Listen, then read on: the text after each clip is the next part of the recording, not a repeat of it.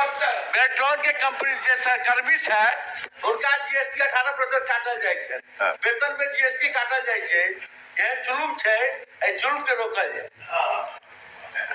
बोले ना हाँ ठीक है। हो गेला कते बजे चलिए माननीय मंत्री ठीक लगे यार। सभापति महोदय, संविदा जो थर्ड पार्टी बेल्ट्रॉन के द्वारा थर्ड पार्टी के द्वारा उनका पेमेंट किया जाता है और संविदा शर्त में लिखा हुआ है कि उनको एक काटा जाएगा और सरकार को देय होगा, जो सरकार द्वारा दिया जाता है। 9% केंद्र सरकार को 9% राज्य।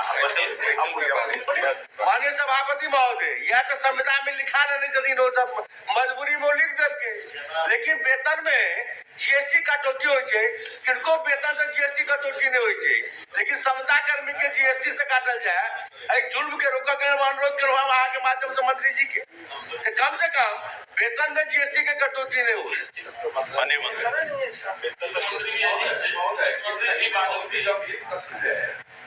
आयकर जो आयकर के दायरे में आते हैं वो स्पष्ट रूप से परिभाषित है। अब ये जीएसटी की बात माननीय सदस्य कह रहे हैं, तो मुझे तो लगता है जो वेतन है, वेतन और पारिश्रमिक से कदापि जीएसटी की कटौती नहीं होनी चाहिए। मुझे लगता है कहीं न कहीं विभागीय खामी है, विभागीय त्रुटि है। इसको मंत्री महोदय एक बार दिखवा लें, क्योंकि वेतन से काटा जाना हमको नहीं लगता है ये।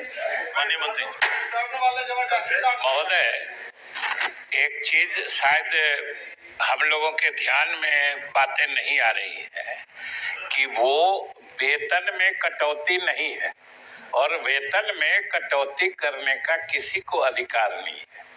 और जीएसटी जो काटा जा रहा है, जीएसटी का मतलब ही होता है गुड्स एंड सर्विसेज टैक्स। ये जो सर्विस प्रदाता होते हैं, जो सरकार को सर्विस दे के मुनाफा कमाते हैं, ये सर्विस जो वो प्रोवाइड करते हैं, सर्विस देते हैं, उस सर्विस पर टैक्स लगता है। ये तो सर्विस प्रोवाइडर एजेंसी के लोग जो हैं उनके और जिनको वो एम्प्लॉय या रिक्रूट करते हैं उनके बीच का बात, उनके बीच की बात है ना।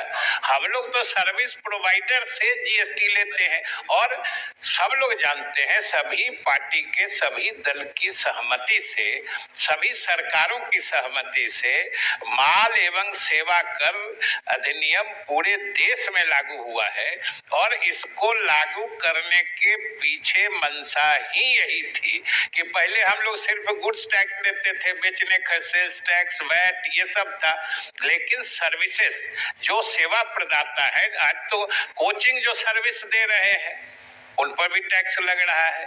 जो बैंक्वेट हॉल्स, मैरिज हॉल्स बनाए गए हैं, वो जो सर्विस दे के मुनाफा कमाते हैं उस पर भी टैक्स लगता है। तो ये सर्विस पर टैक्स लगता है, न कि किसी के वेतन या किसी दूसरे चीज। मैं यह जानना चाहता हूं मंत्री महोदय से, जो कि वेंडर जो होते हैं, जो प्रदाता कंपनी होते हैं, जो एम्प्लॉयर होते हैं, तो ये तो उनसे न काटा जाएगा। वेतन भोगी के वेतन से क्यों काटा जाएगा? उनका अंश क्यों लिया जाएगा? एम्प्लॉय का अंश नहीं काटा जाना चाहिए। प्रश्न तो यही है, एम्प्लॉयर का काटा जाना चाहिए। और मंत्री महोदय के जवाब से यही परिलक्षित हो रहा है, जो कि ये वेंडर को देना है जीएसटी, सही है, वेंडर को देना है प्रदाता कंपनी को, चूंकि यही एग्रीमेंट होता है, एमओयू होता है सरकार से। तो फिर वेतन भोगी तो एक इंडिविजुअल होता है और इंडिविजुअल के वेतन से काट करके ये किया जाना मुझे लगता है वो सही नहीं है।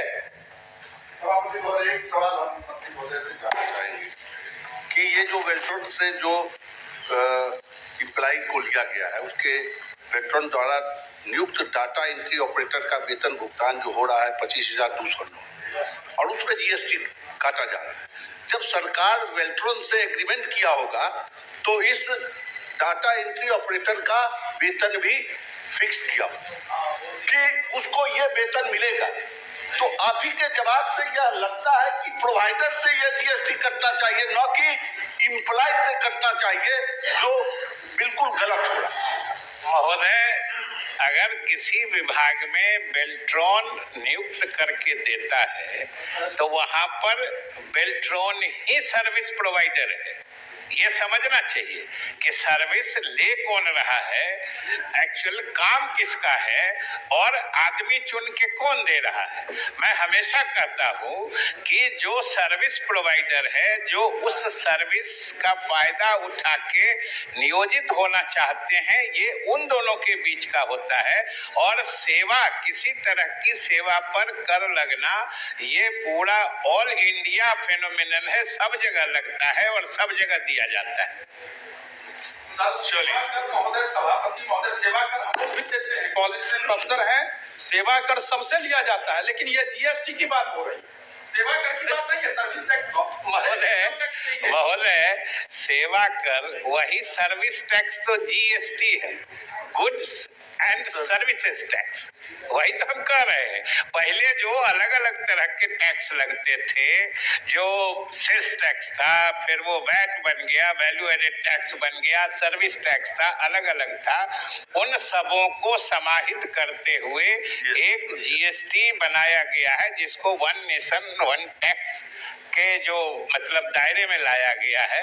अब अलग अलग टैक्स नहीं लगता है। महोदय, वो कंपनी पैसे कितने लेती है और जो इम्प्लाई है उसको देती कितनी है, ये भी तो स्पष्ट होना चाहिए। हो सकता है वो पैसे सर्विस प्रदाता जो है वो ज्यादा पैसे ले रही हो और उनको कम दे रही हो, और महोदय, के लिए जीएसटी जो है वो फुल्ली कंप्यूटराइज्ड ऑटोमेटिक सिस्टम में है। कोई कंपनी हो, चाहे कोई निजी कंपनी हो या बेल्ट्रॉन हो, अगर जीएसटी मद में पैसे काटती है तो वो सीधे उसी दिन जीएसटी के खाते में जमा हो जाता है, चाहे सीजीएसटी हो, सेंट्रल जीएसटी हो, एसजीएसटी हो, स्टेट जीएसटी हो या आईजीएसटी हो। और जिस भी खाते में पैसा जाता है, चाहे सेंट्रल जीएसटी में या स्टेट जीएसटी में, दोनों के खाते से पैसा आधा आधा, दोनों जगह जहां भी दीजिएगा, आधा आधा केंद्र सरकार और राज्य सरकार के बीच उनका बंटवारा होता है। चलिए, फिर संख्या 69 आखिरी है, प्रोफेसर गुलाम गौस।